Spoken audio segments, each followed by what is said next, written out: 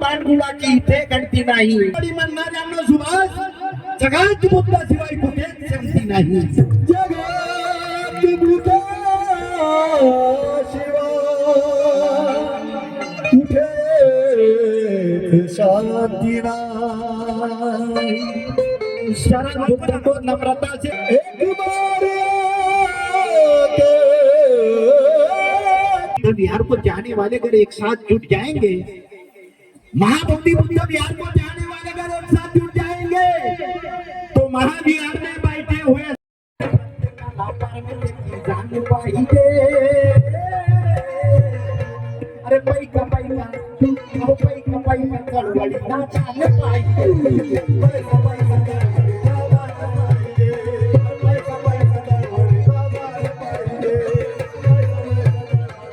जान पाएंगे.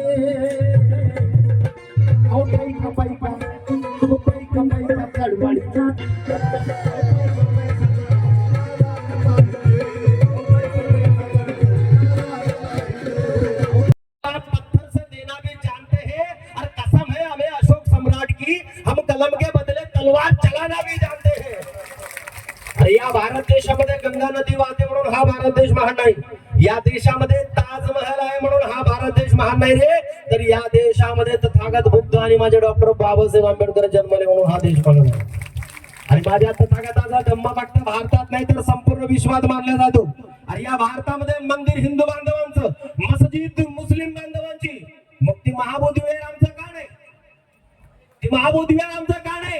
अरे हे पंडित पुरोहित त्या महाबोधी विहारामध्ये पिंडदान करताय, पाखंडवाद करताय आणि ती अंधश्रद्धेची घाट तिथे पसरवत आहेत. अरे आयुष्यामध्ये माझ्या बांधवांनो, तथागत बुद्धाने ज्या गोष्टींना विरोध केला ते सर्व कर्मकांड त्या पुस्तकामध्ये करून ते पुस्तकया मलिन करण्याचं काम हे पंडित पुरोहित करीत आहेत. आणि त्याकरिता ते महाबोधी विहार आम्हाला वाचवायचंय आणि ते महाबोधी विहार वाचून आम्हाला भिक्खू संघाच्या ताब्यात द्यायचंय आणि आमच्या बौद्ध बांधवांनी ते महाविहार मुक्त करायचंय. म्हणून तर बोलतोय माझ्या बांधवांनो, अरे या भारतातील बुद्ध धम्म, या भारतातील बुद्ध धम्म आहे जगभरात. या महाबोधी विहारातून काढू पंडितांची वरात. वाजवतात झाडा ते वरात करण्यासाठी तयार आहेत पंडितांची. जे गप्प बसले त्यांची वरात आम्ही काढायची का? कोण कोण वरात काढणार आहे त्या पंडितचे?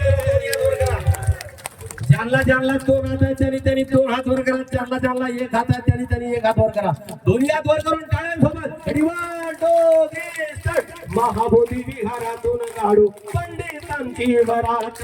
महाबोधी विहारातून काढू पंडितांची वरात. विदेशी बघा हे आलेले आर्य प्रखंडवादाचे जाऊन घुसले विहारात. आणि हे लोक म्हणतात माझ्या बांधवांनो, या भारताला भारतवर्ष म्हणून नाव आहे. हे लोक म्हणतात हिंदुस्तान हिंदुस्तान हिंदुस्तान. जिकडे तिकडे यांनी दैवतेचं वातावरण निर्माण केलंय म्हणून यांना माझं म्हणणं आहे, अरे गौतम के इस भूमि को हम कभी वीरान बनने नहीं देंगे और यहाँ दूसरा संविधान हम कभी बनने नहीं देंगे. गौतम के इस भूमि को हम वीरान बनने नहीं देंगे, यहाँ दूसरा संविधान हम कभी बनने नहीं देंगे. अरे संविधान बताता है इंडिया का मतलब भारत, इस भारत को हिंदुस्तान हम कभी बनने नहीं देंगे. म्हणून माझ्या बांधवांनो, तुम्ही सर्वांनी मला ऐकून घेतलं, इथल्या आयोजकांनी मला संधी दिली, त्याबद्दल आपल्या सर्वांचे मनस्वी आभार व्यक्त. बाबासाहेब आंबेडकरांचा धम्मध्वज यात्रेचे त्यांना मी विनंती करतो की आपण विचार मंचावरती यायचे. इकडे बघा, सर्व उपासकांना विनंती की आपण टाळ्याच्या गजरात त्यांचं स्वागत करायचंय. कुठलेही काम करत असताना सहकार्याची आवश्यकता असते आणि भंतेजींच्या समवेत हे संयोजक म्हणून महाराष्ट्रभर या महाबोधी विहार मुक्तीच्या आंदोलनामध्ये त्यांच्या समवेत असतात. सर्वांना विनंती की आपण टाळ्याच्या गजरात त्यांचं स्वागत करायचं. मला इकडे बघा, इकडच्या गजरामध्ये त्यांचं स्वागत करायचंय. चला एकदा इकडे बघा, समोर समोर या ठिकाणी विविध राजकीय पक्षांचे प्रतिनिधी देखील तथागत सम्यक संबुद्ध पवित्र सद्धम्म आणि पवित्र पावन शाबक संघ या महान अशा तीन रत्नाला पूर्ण जीवन या ठिकाणी समर्पित करतो. वंदनीय गुरुवर्य डॉक्टर भदंत उपगुप्तजी महास्तवित यांच्याही प्रति त्रिवार अभिवादन. आज या ठिकाणी महाबोधी मुक्ती आंदोलनाच्या निमित्ताने महाराष्ट्रभर धम्मध्वज यात्रा त्यांच्या नेतृत्वाखाली या ठिकाणी काढण्यात आली. ते बनते गणयाचार्य, बनते राहुल, बनते धम्मप्रिय, संघरत्न, बनते बुद्धबोधी, बनते उत्तमबोधी, बनते रोहन आणि सगळे भिक्खू संघ आणि या ऐतिहासिक या धम्मध्वज रॅलीमध्ये या बीड शहरातील आणि या बीड परिसरातून विविध तालुक्यातून उपस्थित झालेले सर्व समजून घेत असताना हा देश खऱ्या अर्थाने बुद्धाचा आहे. या जगामध्ये या भारत भूमीला भगवान बुद्धाची भूमी म्हणून या जगामध्ये ओळखलं जातं. आजही देशातले पंतप्रधान असतील किंवा कोणताही व्यक्ती जर भारतातून बाहेर गेला तर तो पहिल्यांदा आदराने सांगतो की मी बुद्धाच्या देशातून आलो आहे.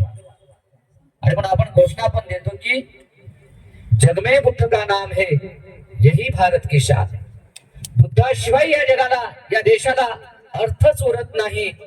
बुद्ध आहे. बुद्ध कल्पना नाही, बुद्ध ढोंग नाही, बुद्ध सोंग नाही, बुद्ध केवळ काही रचलेले एखादं नाट्य नाही आहे. बुद्ध हे वास्तव आहे. बुद्ध हे जिवंतपणे आहे. बुद्धाने कुठल्याही गोष्टी वल्गना केल्या नाही आहेत. बुद्ध काही अवतरलेले बुद्ध नाही आहेत. बुद्ध आकाशातून पडले नाही. बुद्ध काही जमिनीतून उगवले नाही.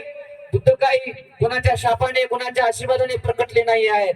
तर बुद्ध हे तुमच्या आमच्या सारख्या सर्वसामान्य मायबापाच्या पोटामध्ये जन्माला आलेले आहेत आणि ते केवळ या जगाला तारण्यासाठी, या जगाला दुःखाचं कारण बुद्धाने सांगितलं, दुःख मुक्तीचा मार्ग भगवान बुद्धाने सांगितला. असा हा ऐतिहासिक असलेला बुद्ध, या जगाचं कल्याण करणारा बुद्ध 2500 वर्षापर्यंत आजपर्यंत सुद्धा हा बुद्ध या जगाचं कल्याण करत आलेला आहे. बुद्ध थोर असतात. बुद्धाला कोणी झाकू शकत नाही. बुद्ध सूर्या समान असतात. जसं सूर्याला कोणी झाकू शकत नाही, तसं बुद्धाचं तत्वज्ञान कोणी थांबवू शकत नाही, रोखू शकत नाही. बुद्ध आपल्या तेजाने, आपल्या त्यागाने, आपल्या ज्ञानाने, आपल्या बाहुबलाने ते महान आणि थोर असतात. आणि म्हणून त्या काळामध्ये बुद्धाने या संपूर्ण गोष्टीवर पडदा टाकला आणि बुद्ध सर्वोत्तम ठरला. बुद्धानंतर सुद्धा आजपर्यंत बुद्धाची वाणी या जगाला तारणारी आहे. परंतु त्या बुद्धाच्या अशोकाच्या काळानंतर आपण पाहतो मी त्याच्यामध्ये झोकून दिलेला आहे आणि बुद्धाचा धम्म 7 समुद्राच्या पलीकडे राजा अशोकाने नेलेला आहे. हे मात्र आपल्याला शिकवलं जात नाही.